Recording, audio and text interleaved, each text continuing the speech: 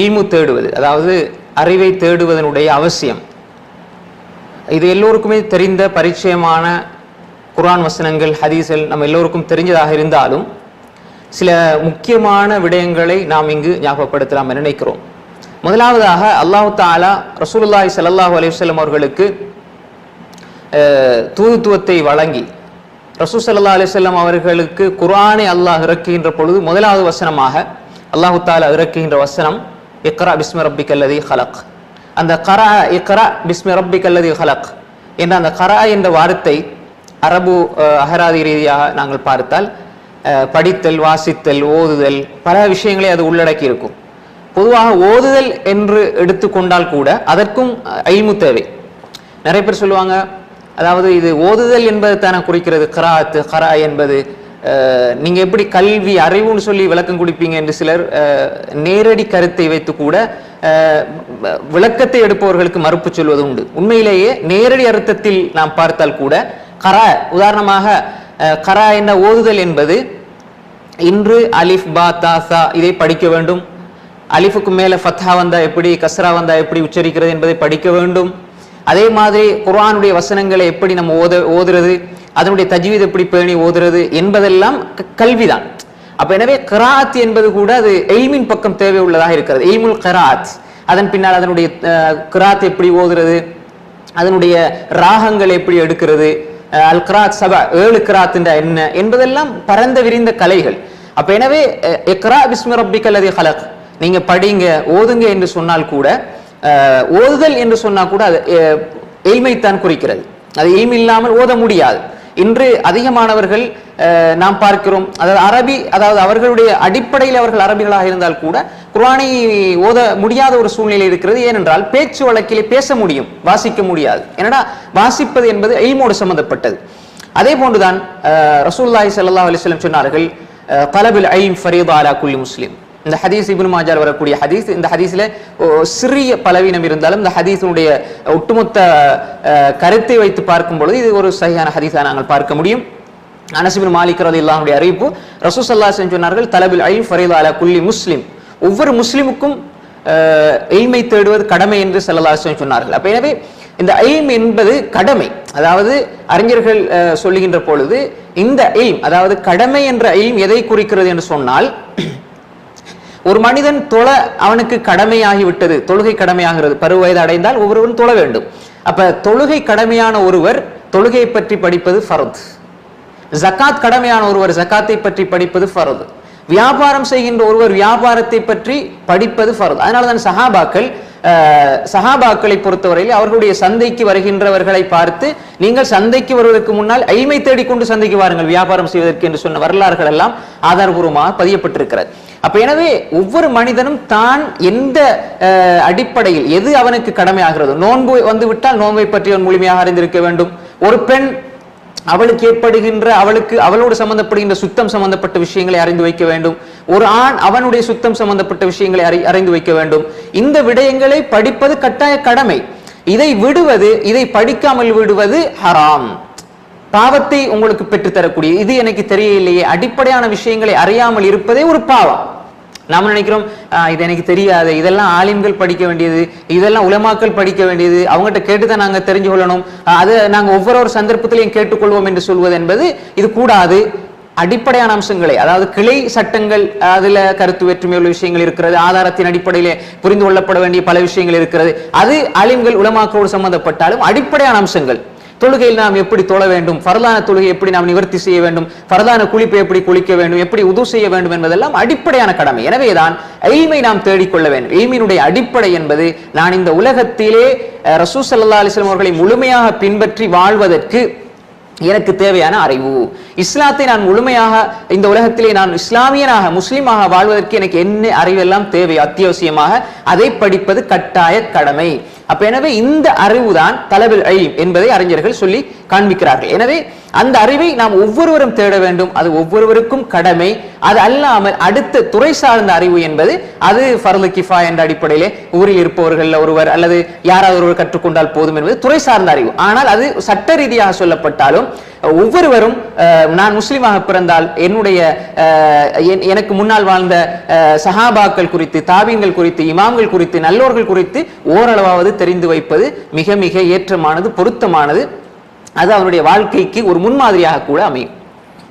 மாஷா அல்லாஹ். இதுல இந்த கேள்வியோட உள்ள விஷயங்கள்ல நீங்க அதாவது கல்வி தேர்றது அவசியத்தை சொன்னீங்க.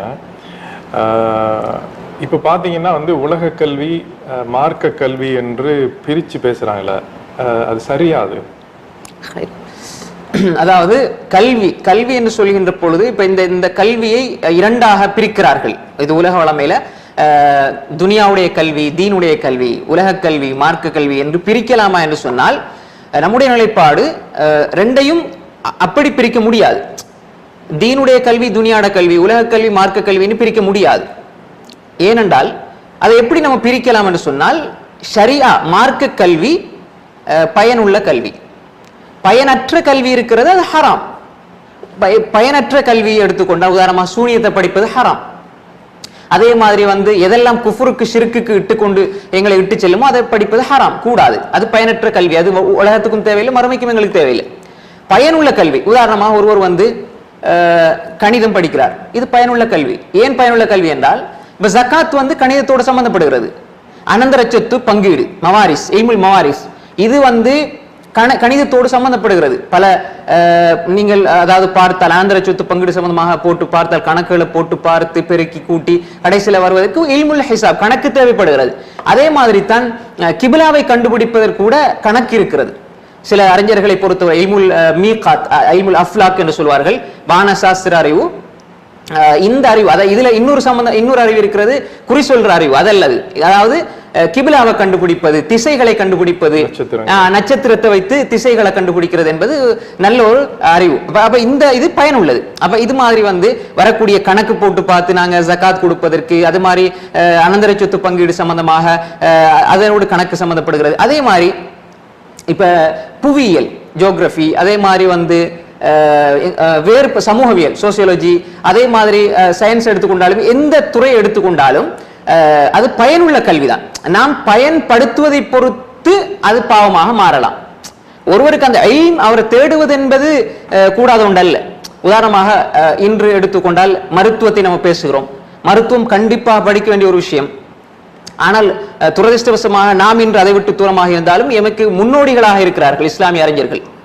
அலி இப்னு சீனா, அவர் ஒரு ஹாஃபில், அவர் ஒரு மருத்துவர். அதாவது 4ஆம் நூற்றாண்டில் வாழ்ந்தவர். இமாம் புகாரி ரஹ்மத்துல்லாஹி அலைஹி பிறந்த ஊர்ல பிறந்தவர். புகாரி, அதாவது புகாராவில் பிறந்தவர் இமாம் அலி இப்னு சீனா.